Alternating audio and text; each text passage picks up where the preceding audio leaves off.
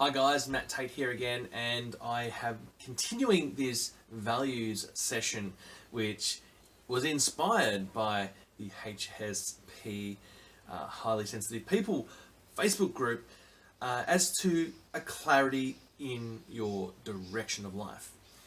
I have personally found this little process I'm about to take you through so valuable. In just a very short period of time, you start to see the connections in your brain as to what was important to you.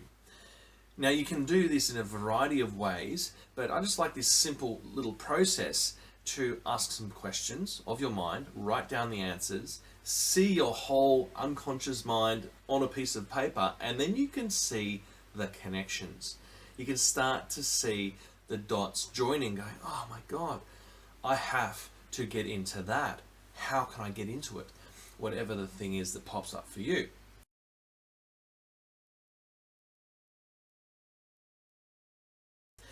So for me, when I did this about a year or two ago, I discovered that presenting had to be part of my world.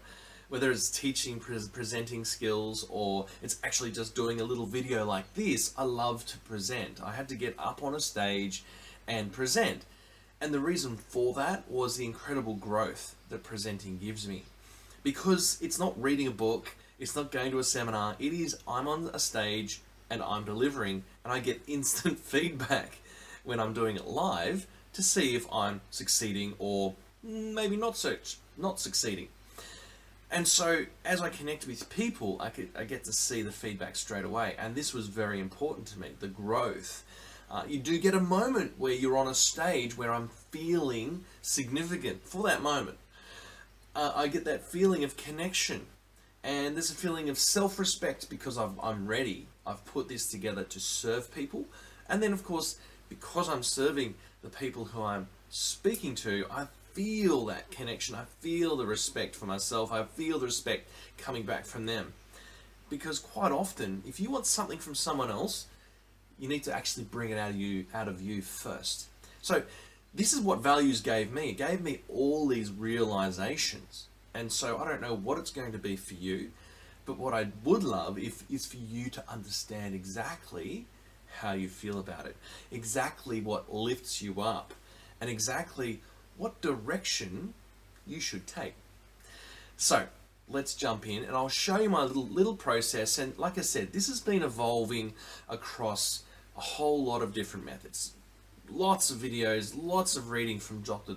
John Demartini, lots of content from Benjamin J. Harvey, lots of content looking all around the world of coaching and mindset. So let me take you through this little thing I've made up, which is kind of a mishmash and blend of all of these different skills. Values session here, and I've got the word M-O-J-O. So I'll just bring that into shot. And so you can see here, I've got M-O-J-O. And so that spells Mojo. And so I've written down a few things in here to help you understand what we can do. M stands for money. And the question is, what do you spend your money on? When you just find yourself spending and it lifts up your energy. Maybe they're things that you acquire. Maybe you have a collection of something.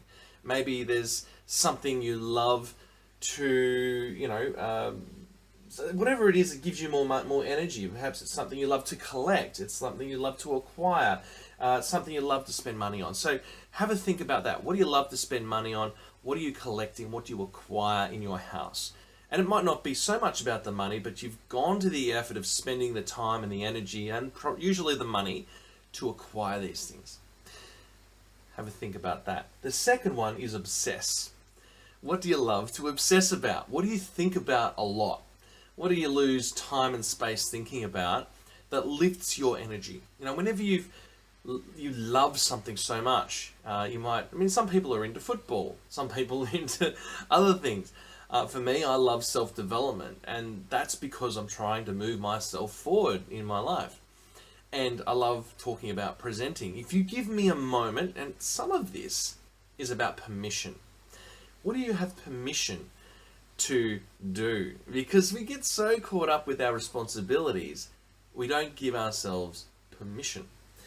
So what do you love to obsess about? Lots of thinking, and you just lose time and space, and you love it. And you find yourself going to those YouTube videos. What do you jump into action? That's the J of the Mojo. Mojo being energy. What do you jump into action over? And so, given permission, what do you love to do? Jump into action. Like, what do you find that all your responsibilities are taken care of, and you haven't allowed yourself? For me, I do love going for a game of golf or a walk on the waterfront in the town I live in. And so I love that. It lights me up. It gives me energy. And there's a lot of things which I've kind of forgotten about because of my responsibilities. We run out of time in our adult life.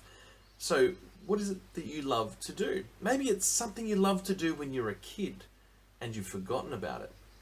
Whatever it is, I know that if you find it again, that'll be a great idea to spend some time doing that.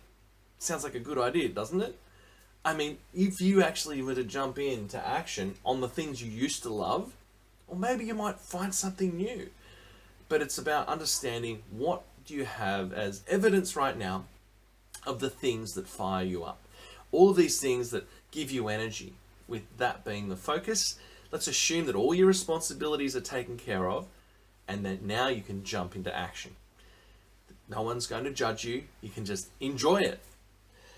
And the O is observe. What do you love to observe? What do you love to read? Are there books you love to look at? Are there particular types of movies? Are there things that you are always into? You're always researching and learning new things about. So what do you love to research and know a lot about? Right? So you've done a lot of reading somewhere in your life. A lot of research, a lot of knowledge is passing through your mind. What do you love to read about? It might be in your work. It might be in your hobbies. And you actually have a deep knowledge about something because you've been reading and in that world for years. And maybe you're not even being paid for it. It could be a direction for your job, maybe. And so that's the Mojo system. So we'll go through the questions and I'll take you through the things that I've answered for myself, and you can write the questions down for yourself and have a go at it. So as I push this back a little bit, you can see there's another column here where we're going to write down 3 answers for each of these Mojo items. Okay, so 3 answers. The top 3 that come to mind. And so as I look through this, I'm going to pick one at the end, and then we'll go into the next 2 columns. Let's just go through this first one. The next column down here, the row, is why is that important to you? We'll ask that question in a moment. And we'll think about what the feeling is that each of these give us. And that is really powerful, because if you can understand the feeling that it gives you, you can understand why something's important to you, and you can then start to see it all laid out. Your unconscious mind is going to be laid out on a piece of paper, which is scary and exciting, but it's worth it for clarity. So this is the process, and I'll take you through it now.